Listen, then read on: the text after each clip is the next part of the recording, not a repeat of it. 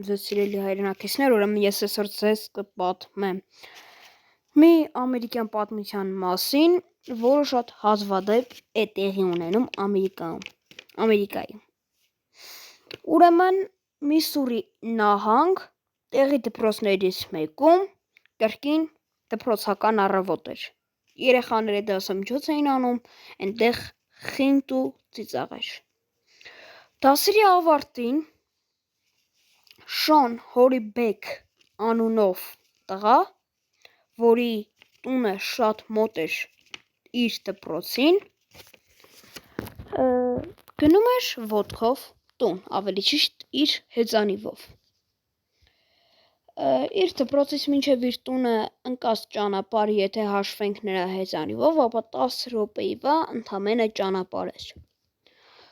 Անցնում է մի քանի ժամ ու իր ծնողները արդեն նկատում են, որ նրանց որդին Շոնը չկա։ Նրանք որոշում են զանգել ոստիկանություն, բայց ահազանգելուց հետո արդեն հասկանում են, որ հնարավոր է նրա ընկերոջ տանը լինի, նրա շատ մտերիմ ընկերոջ տանը լինի, բայց դրանք սխալվում էին, դրան գողացել են։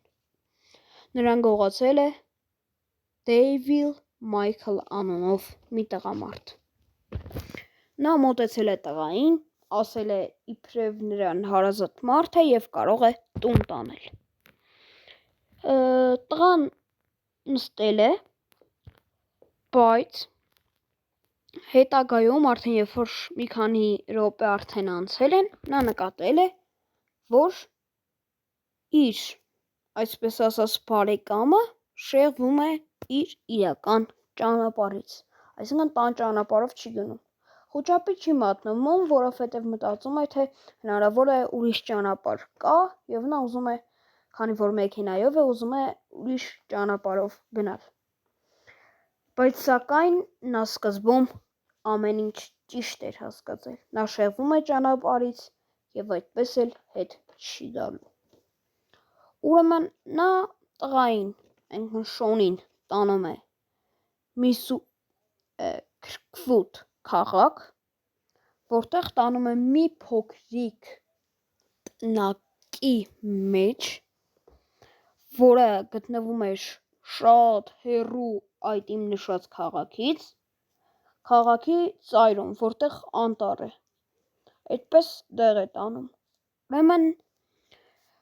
նրանք այնտեղ մնում են, իսկ առաջիկա օրերին նա տղային ոչ թողնում է տան մեջ գոնե մի քիչ քայլի կամ զբաղվի, ոչ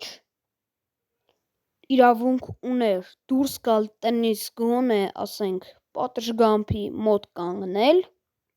նա իրավունք չուներ տնից դուրս գար և իրավունք չուներ ինչ-որ բանի ձեռք տալ։ Տղան առաջի օրերին շատ վատ հոգեբանական վիճակում էր։ Նա փորձում էր, այսինքն Դեյլին Մայքլը փորձում էր նրան հասկացնել, որ նրա ծնողները նրան չեն փնտրում, բայց նա ստում էր։ Երեխան շատ էր նեղվել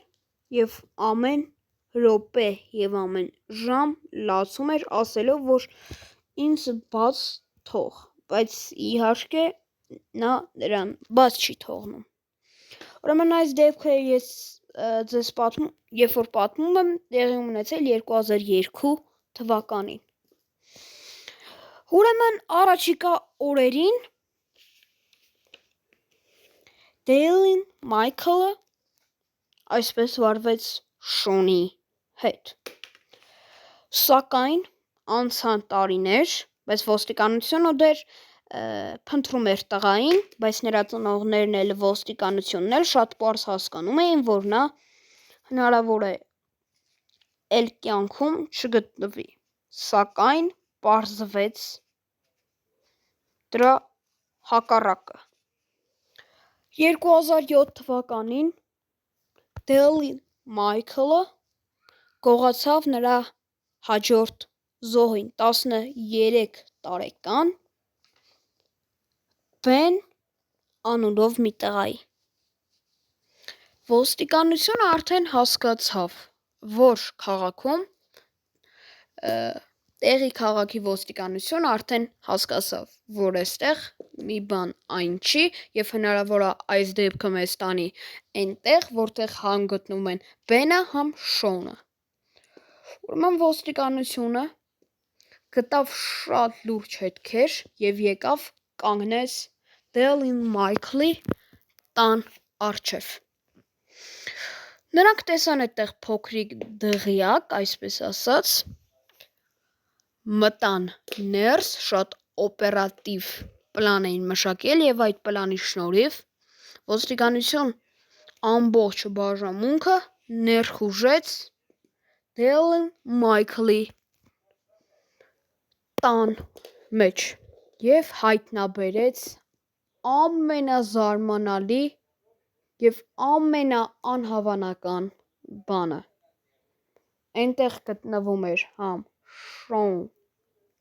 Հերիբեքը, համ Բեք անունով 13-ամյա տղան, որին նա մի քանի օր առաջ էր գողացել։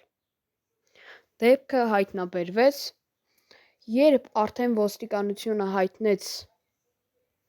Բենի եւ Շոունի ծնողներին, որ նրանք հայտնաբերվել էին, նրանց ծնողները շոկի մեջ էին։ Սակայն այդ 4 տարիների ընթացքում նրանց կարոտը եւ սերը միմյանց նկատմամբ չէր ավարտվել։ Ուրեմն այսքանով ավարտվեց մեր պատմությունը ու ձեզ խորհուրդ կտայի չնստեիք անծանոթ մեքենաներ։ Ավելի լավ կլինի դուք այդքան ճանապարհը ոտքով գաք, քան հայտնվեք այսպիսի դրության մեջ, որ չեք կարող ասել։ Դուք էլ կարող եք ընդհանրապես տուն գալ կամ ձեզ կարող են ընդհանրապես հայտնաբերել, թե ոչ։ Ստեյսյուն, դուք գտնում եք Նարեկ Գևորգյան ալիքին, բաժանորդագրվեք, սեղմեք լայքի կոճակը, որպեսզի բաց չթողնեք այսպիսի հետագա լավ վիդեոները։ Ստեսություն։